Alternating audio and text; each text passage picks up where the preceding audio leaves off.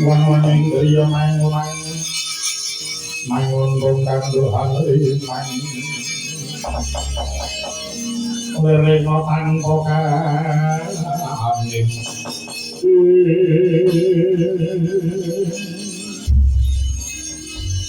anakku unta diwa kula wonten dawuh ibu Bratasena ya ana apa Abu Kundi lan sira penadi inggih wonten dawuh ibu sing sabar ati nguyunggir jalaran lakone pancen kudu mengkene pun ibu rumangsa trenyuh ing atase wong tuamu biyen seda ninggal kamukten negara Mesina ewa semono anak-anake babar pisan durung bisa urip satataning kaya anak ratu lan kowe ora bisa ngenyami marang kamuktene wong tuamu Puntadewa. Inggih ibu, kula suwun Kanjeng Ibu mboten melawat ing penggalih. Kula sakadang lila lair batos tuwin mboten wonten raos pangersula anggen kula nderekaken Kanjeng Ibu nindakaken lelana brata. Iya. Abu Kundi, aku ya ora bakal duweni rasa gila. Ora bakal duweni rasa cuwa tumrap marang kamukten negara Mesina. Ya mung sing dadi gelaning atiku. Sebab apa ana wong sing arep ngancam mateni Pandhawa. Mongko gajeke Abu Kundi ngajari marang anakmu ora kena gething mburu sengit karo sapa wae.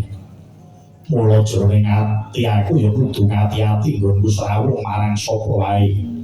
Ya srawung marang kulawarga, ya srawung marang kebenayan. Kabeh aku ngati-ati ora ninggal parawataing tata krama.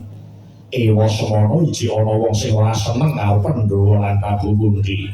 Nggih, jenenge tiyang kathah nggih ngoten niku to, Den. Penemune wong 10 niku cacahe ya kaya cacahe sirah 10 niku. Lha wong urip niku ngati-ati. Ngati-ati wae lagi setengah slamet napa meneh ora ngati-ati. Niku padha karo soroh nyawa. Iya. Iya.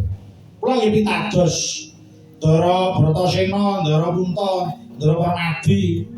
Nah, tobat nek ndika iki diati-ati aja nganti natoni atine ngeliyan. Seneng tetulung, seneng dedana. Andine kok lelakon kok ya nek wae ya, Gong. Alah. Ngono ki delalah to, Tru. Delalah wong Allah iki mesti malah kapusan terus wis cedhak. Ya ta?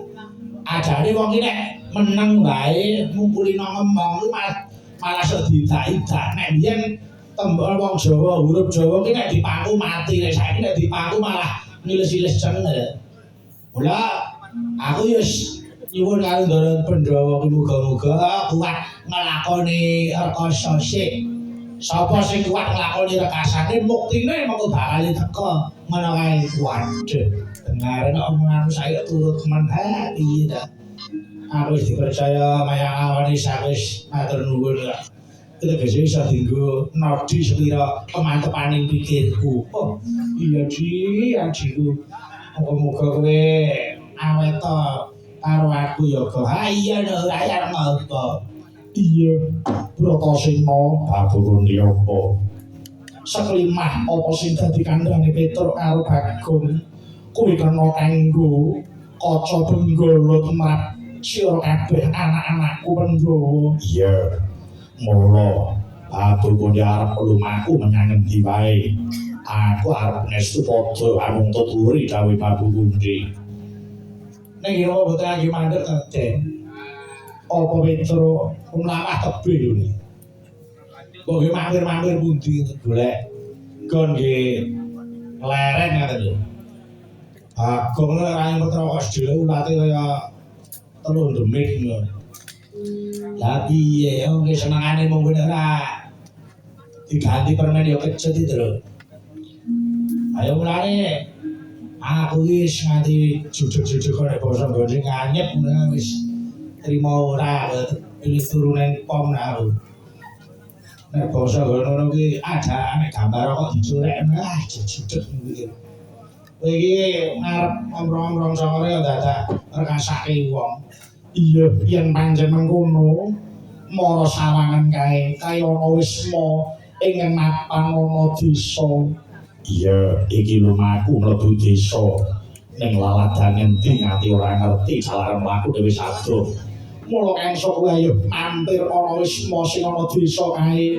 Mbok nglorake tanganmu sakeledan dijaluki banyu ora kabotan monggo kula jenengan iki. Kala menawa limut Kawan jengalah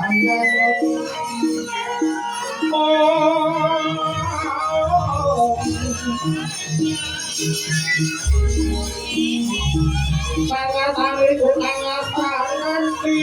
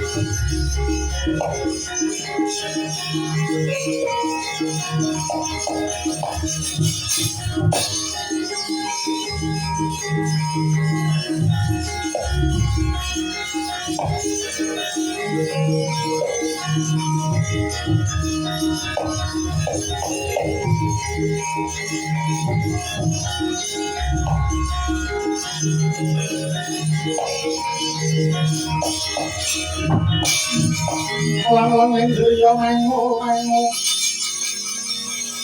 mangun kang kandhukan manglele ngolanto kaning yen mantulus wantu sang Hyahutama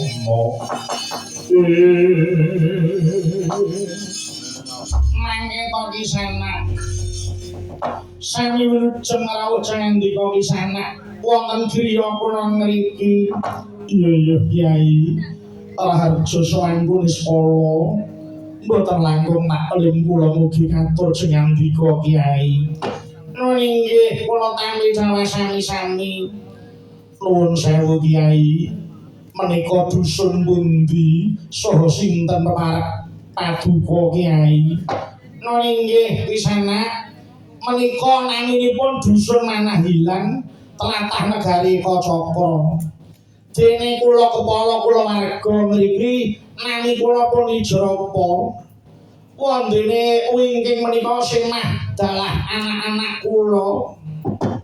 Nggih dipun terangaken kula pun Nyai Ruminto nami kula pun pindri inggih nami kula pun rawan